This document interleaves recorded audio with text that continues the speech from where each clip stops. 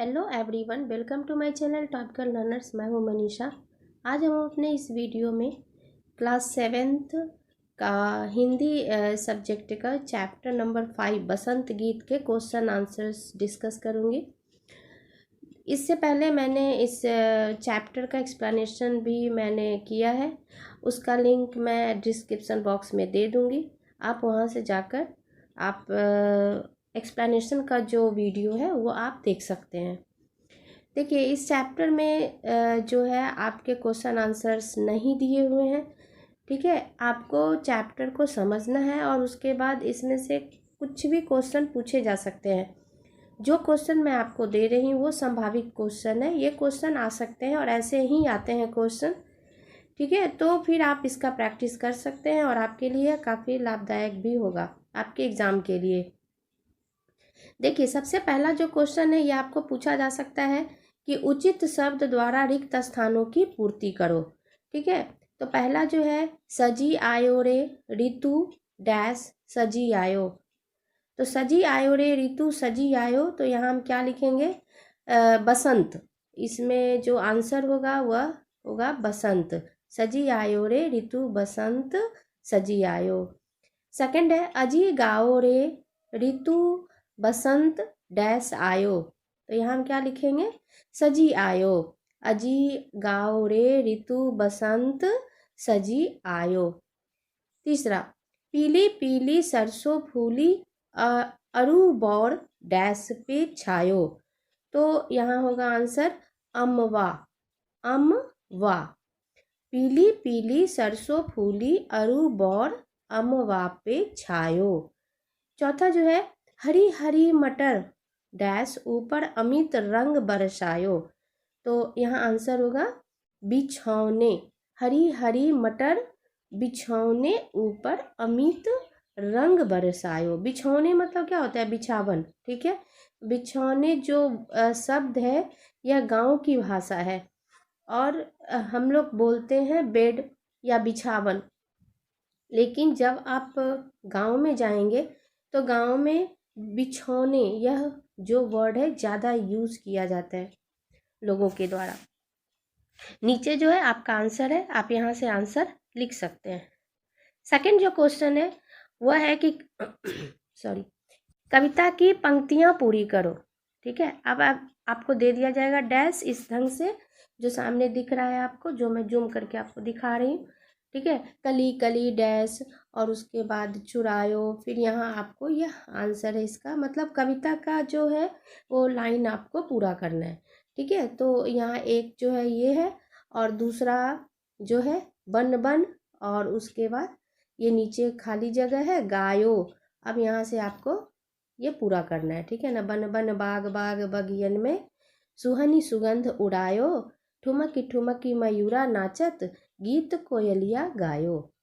ठीक है, ये आ सकता है क्वेश्चन। उसके बाद जो है तीसरा जो संभावित क्वेश्चन है वह है कि प्रश्नों के उत्तर एक एक वाक्य में लिखो।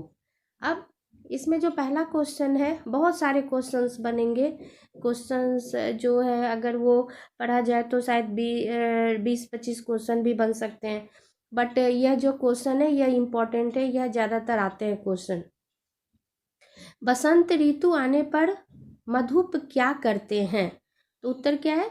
बसंत ऋतु आने पर मधुप गुनगुन करते इधर से उधर उड़कर फूलों का रस पीते हैं। ठीक है, दूसरा जो क्वेश्चन है सुहानी सुगंध कहाँ उड़ती है? तो सुहानी सुगंध वनों में बागों में उड़ती हैं। तीसरा, मोर और कोयल क्या करते हैं? तो मोर ठुमक ठुमक कर नाचता है और कोयल गीत गाती है। चौथा जो क्वेश्चन है बसंत आने पर सरसों और आम में क्या परिवर्तन आता है?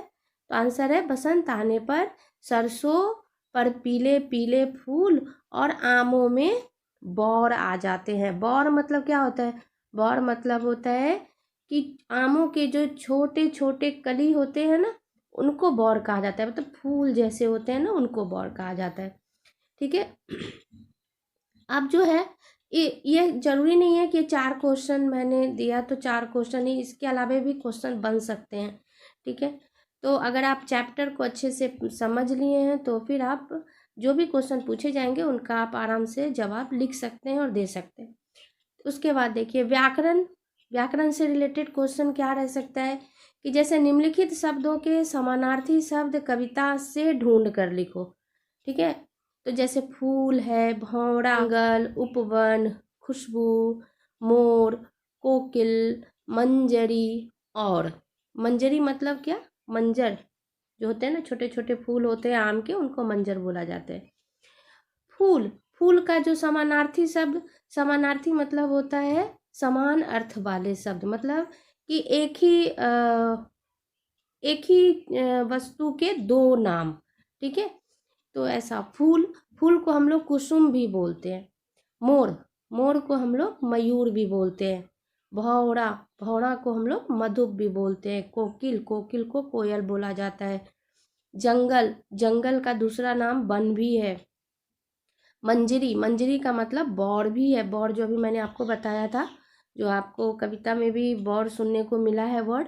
ठीक है, उपवन, उपवन को हम लोग बाग बोलते हैं। और को हम लोग अरु बोलते हैं। और खुशबू, खुशबू को हम लोग सुगंध भी बोलते हैं। ठीक है, तो ये है समानार्थी शब्द। अब आता है नेक्स्ट क्वेश्चन जो है कि यह क्वेश्चन आपको पूछा जा सकता है एग्जाम में, जैसे सब्जेक्टिव क्वेश्चन में आपको आ सकता है। ठीक है, कि बसंत ऋतु में प्रकृति में क्या क्या परिवर्तन होते हैं, कविता के आधार पर लिखिए। यह क्वेश्चन जो है ना, क्या है कि जब लिखित विभाग जो होता है ना, जैसे आपका लेखन जो होता है, आपको ओन वर्ड्स में लिखने होते हैं ना आंसर, उसमें यह क्वेश्चन पूछा जा सकता है सब्जेक्टिव बड़े आंसर्स में। तो देखिए इसके आंसर हम क्या लिखेंगे कि बसंत ऋतु, बसंत ऋतु के आने पर प्रकृति पूरी तरह से सज गई है। कवि सबसे इस सौंदर्य का गान गाने के लिए कह रहे हैं। प्रत्येक कली जो है वो कल्लोल कर रही है और उन्हें देखकर फूल मुस्कुराने लगे हैं। भौरों का समूह गुनगुन का गुंजार कर रहे हैं और फूलों से मधुर मकरंद चुरा रहे हैं। वन, बाग और बगीचे में चारों तरफ खुशबू फैल रही है। मोर ठुमुक ठुमुक कर नाच रहे हैं। यह जो आपका आंसर है, यह कविता के आधार पर आंसर आपका दिया गया है। ठीक है, तो यह जो चैप्टर है इसमें इतने क्वेश्चंस जो हैं वो संभावित हैं, जो आते हैं बार बार, और आपके लिए काफ़ी हेल्पफुल भी होगा एग्ज़ाम के लिए। ठीक है, किसी आप में से किसी ने यह कमेंट करके मुझसे पूछा कि क्लास 7th का बसंत गीत का क्वेश्चन 7 का आंसर क्या है। तो मैं बता दूं आपको कि आपके बुक में इसका जो है क्वेश्चन दिया नहीं हुआ है। ठीक है, यह सिर्फ कविता है इसमें, और क्वेश्चन जो है नहीं दिए गए हैं चैप्टर में।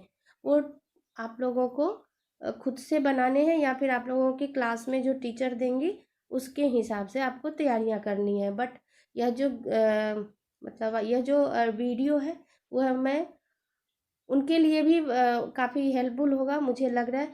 ठीक है, आप यहाँ से भी आप क्वेश्चन जो है क्वेश्चन आंसर लिख सकते हैं, यह बहुत इम्पोर्टेंट है। ठीक है, मुझे बहुत अच्छा लगता है जब आप लोग कमेंट करते हैं, और मैं चाहती हूँ कि आप लोग जल्दी जल्दी जो है मेरे साथ जुड़िए, ताकि मैं और भी सब, अभी तो मैं हिंदी का कर रही हूँ, और मैं नेक्स्ट सेशन से मैं जून से कोशिश करूँगी मैं ऑल सब्जेक्ट्स का वीडियो आप लोगों के लिए बनाऊँ। ठीक है, तो आप लोग अगर सब्सक्राइब करेंगे और मेरे वीडियो को ऐसे ही लाइक करेंगे, तो मैं आने वाले जो सेशन है उसमें मैं सारे सब्जेक्ट्स के मैं वीडियोस जो है वो डालूँगी। ठीक है, ठीक है, तो फिर मिलते हैं हम अपने अगले वीडियो में एक नए टॉपिक के साथ। तब तक के लिए थैंक यू वेरी मच।